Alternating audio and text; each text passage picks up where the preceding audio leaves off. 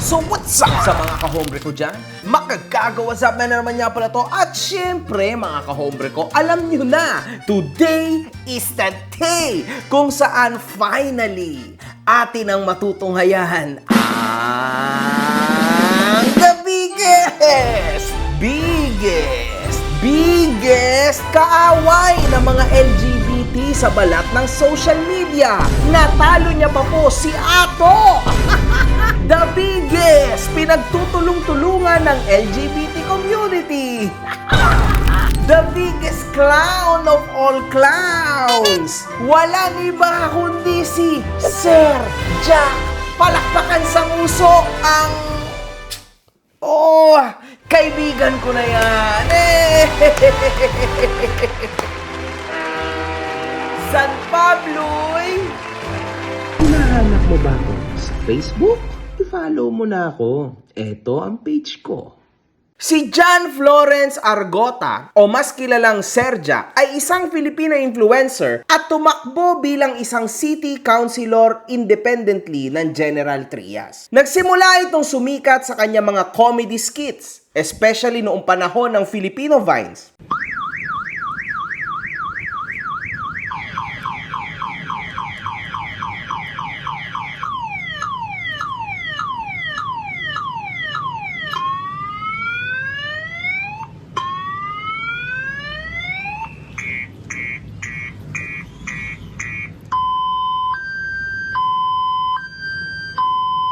Meron itong 30,000 subs sa YouTube, 134k sa TikTok at 702 followers sa Facebook. Sa totoo lang mga kahombre ko, numbers don't lie, tama? Pero numbers lies here. Nagtitrending yan. Kasi hindi po totoo tong mga numbers niya na to. Ang nangyari sa kanya is na-block siya sa Facebook, nawala ang Facebook niya, nawala yung TikTok niya. Ganyan niyang kaganapan ni Sir Jack, I think. Kasi sa totoo lang, kung hindi yan nare-report or something like that, for sure, million ang followers ito because dumating po sa isang punto ng ating experience dito sa social media na wala ng ibang laman ang social media kundi ang pagmumukha ni Sir Jack. Yung fame po niya umabot pa internationally. Real talk yan. Totoo naman yun. Kasi ganun po siyang ka-funny mga kahombre ko. Avatar, air, fire, water. Earth.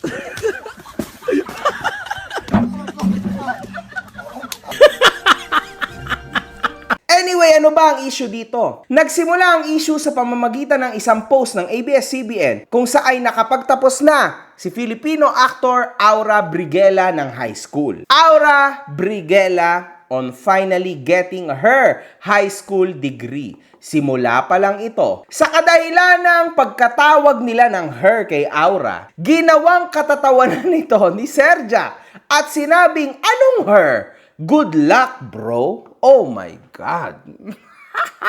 This is a strong move by Sir Jack. Dahil sa shared post na ito ni Sir Jack, naisipang i-bash ito ng mga netizens. Karamihan po dito mga kahombre ko halata naman sa nambaba sa kanya mga LGBT advocate. Di ba dapat mro?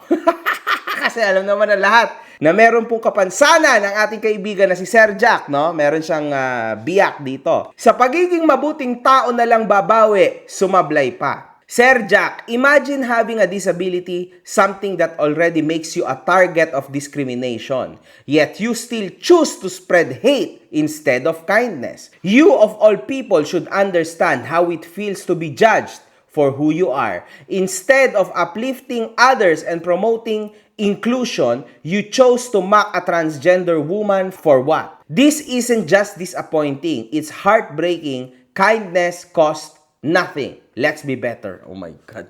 Mga kahombre ko, ito yung masasaklap na makakalaban mo kapag ka inandira mo ang isa sa kanila. Sana hindi na lang kinalaban ni Sir Jack ang mga LGBT because it's hard, mga kahombre ko. Ikaw kaya magpakapa ng titi sa bakla. Nagbigay komento rin si Sir Jack sa kanyang nasabing post at sinabing hindi naman ito nanlalait. Nanlait ba ako? Kayo ang nanglalait dito, okay. Kung ano-ano na kasing na-receive niya na mga side comments in regard sa kanyang kapansanan, mga kahombre ko. Kasunod rin dito, ang pag-share ni Sir Jack ng post niya noong 2023. Kung saan ay nagawa nitong suportahan si Aura. Nakita nyo si Aura, mas may napatunayan pa yan kaysa sa mga vlogger na tulad ni Jonah at Merk na naghahamon ng suntukan sa social media. Saludo sa iyo, Ma'am Shi. Minsan, mas lalaki pa sa lalaki ang bakla. Okay, ayan ang sabi ni Sir Jack. So, in short, mga kahombre ko, pinapakita niya dito na hindi naman talaga siya galit kay Aura. Paano mo nasabi yun? Nasabi niya lang yon siguro as a joke or nabigla lang siguro siya. Wala kang sinasabi, bro. Isa rin dito,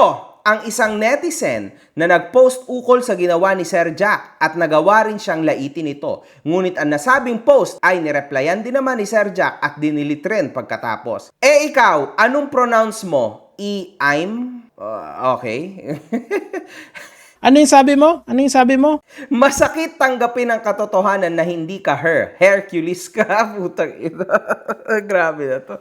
Grabe naman to, Sir Jack. Grabe. Grabe talaga mga kamatis, mga kaibigan. Nag-delete ng post si Bading. Gooding na siya. Nagawa ring mag-post ulit ni Sir Jack kung saan ang sinabi niya ay congrats me. Ayon din sa kanya, sa nasabing post ay marami rin namang nagbiro, ngunit siya ang mas tinuuna ng pansin dito. Sa dinami-dami nagbiro sa post na yon, yung biro ko pa'y napansin, ayoko nang mag-Facebook. Dahil hindi matigil ang panlalait kay Sir Jack, ipinagpatuloy na rin itong gawing biro ang LGBT community. Pag ang bathing may itlog pa, hipa rin po yan. Pero kapag wala na, Hercules na po yan. Oh my God. So, Pag ang bakla, masama ang ugali, bading yan. Pero pag mabait, gooding yan. May evil eye ako, pangontra sa malas at pandepensa na rin laban sa mga masasamang baklang kanal. Puro bading yung nagko-comment, wala man lang akong nakitang gooding na mabait. Isa rin dito ang pag-post ni Sir Jack ng isang clip ng podcast ni Ato. Sinong pinakamalakas mang okray sa society? Sila, di ba? Malakas sila mang asar, di ba? Yung isa nga, yung parang pinaka malupit sa kanila, nasa national TV pa eh. Walang ibang ginawa yun kundi mang okray araw-araw. Mismo. Ngayon, pag sila yung inokray naman, homophobic, no? Oo, homophobic. Di ba? Oo.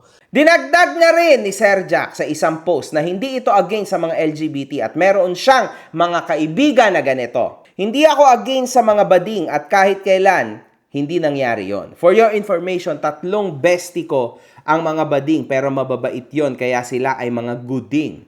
Kayon nagsimula at pinagkakaisahan nyo ko, pati mga influencer na bakla na nagpapakalat ng kabaklaan, nagsama-sama para laitin ako. Pumapalag lang ako sa pambubuli nyo tapos papalabasin nyo ako ang mali at masama. Anong kabaklaan yan, mga sir? Love ko nga kayo tas inaaway nyo ako. So, in short, mga kahombre ko, sinasabi dito ni Sir Jack na siya ay pinagtutulong-tulungan po ng mga bakla. And it is very sad kung totoo nga, no, na siya ay pinagtutulungan. Sa tingin nyo ba siya ay pinagtutulungan? Yes or no? Okay? Hindi ko alam. Para sa akin, parang hindi naman. Kasi parang siyempre may fanbase din si Aura eh. So, si Sir Jack naman, parang ang pinoint out niya lang is si Aura lang. Hindi ko rin alam kung bakit parang dumami ng dumami yung LGBT community. Pero sa tingin ko, ito ay mga fans ni Aura, Sir Jack. Okay, sa tingin ko lang. Nagkaroon din ng isang post si Sir Jack ukol sa isang netizen na nag-message sa kanya at sinabi na hindi siya monetized. Nag-live na kasi may engagement na, bungi, ulul. Okay, hindi ako monetized, baklang kanal. Ayan ang sagot ni Sir Jack. Nagawa ring sumagot ni Aura sa mga binato sa kanya ni Sir Jack. Kung may kulang sa nguso, bumawi sa puso. ay, Shit. Sorry. Talo ako doon. Siya ang tunay na trans. May hiwa siya.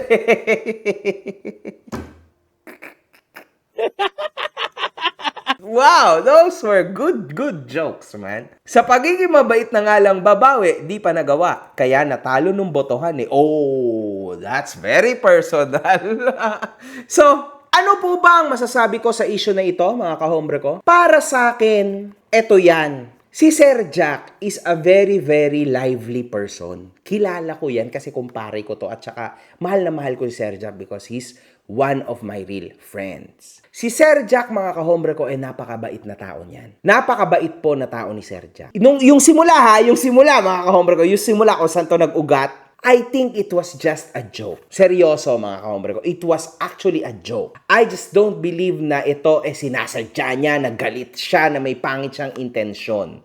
Kasi kilala ko si Sir Jack, man. Promise, guys. Kilala ko si Sir Jack. No. Joke lang to. Ayun nga lang, mga kahombre ko. Kasi kahit pa sabihin natin na laos na si Sir Jack, wala na si Sir Jack, hindi na active si Sir Jack, Sir Jack is Sir Jack. Kilala po siya sa social media. Ayun, sumabog ngayon. Pumutok yung issue na yan ni Sir Jack. Ganyan talaga, mga kahombre ko. No? Ganyan talaga, Sir Jack, at the end of the day. Tapos makita po natin afterwards na nagbangayan na si Sir Jack at ang LGBT community sa comment section. Which para sa akin, fans yun ni Aura. Pero syempre, ewan ko sa tingin nyo kung yun na ba yung LGBT community or fans lang talaga ni Aura yung mga nambaba sa kanya. So wala po siyang maging choice kundi sumagot sa pang-aandira ng mga tao sa kanya. Kaya yan yung nangyari. Nainis din si Sir Jack kung ano-ano na rin nasabi niya na biro against sa mga LGBT. Lumayo na po siya sa argumento between him and Aura. Ang nangyari na is, nag-all out na siya against everybody. May mali siguro kay Sir Jack, pero dapat maintindihan din po natin, no, para sa LGBT community, na totoo naman na si Aura lalaki, di ba? So, para kay Sir Jack, lalaki si Aura. Pero yun nga lang, eto lang naman yan. Tama din yung sinabi no isang comment. Wala pong kahit na anong amount ang magkaroon ka lang ng respeto sa tao. Kasi ako, mga kahombre ko, yung mga bading, usually, ang ano ko dyan is her. Ayun, para sa akin, kasi respeto ko yan sa mga bading. Ngayon, syempre, mga kahombre ko, may mga tao rin na tulad nila Sir Jack, nila Ato, kung sino-sino pa dyan, na iba yung mentality pagdating dyan. Kung baga gusto nilang ilaban, na hindi. Lalaki ka, lalaki ka. Babae ka, dalawa lang. Yun lang, mga kahombre ko. So, wala tayong magagawa dyan. Bawat isa ay entitled sa kanilang opinion. Ako, anong opinion ko dito? Para sa akin, middle lang tayo. Pero kaibigan ko si Sir Jack. Hindi ko kaibigan si Aura. Pero hindi ko na para tarantaduhin si Aura. What's the point? Respeto lang ang mahalaga. Sana sa kaso na ito. But it was not given nung umpisa. Kaya po nagkagulo. Kaya nag-escalate. One love. Good fucking vibes. Mga putang ina nyo kayo.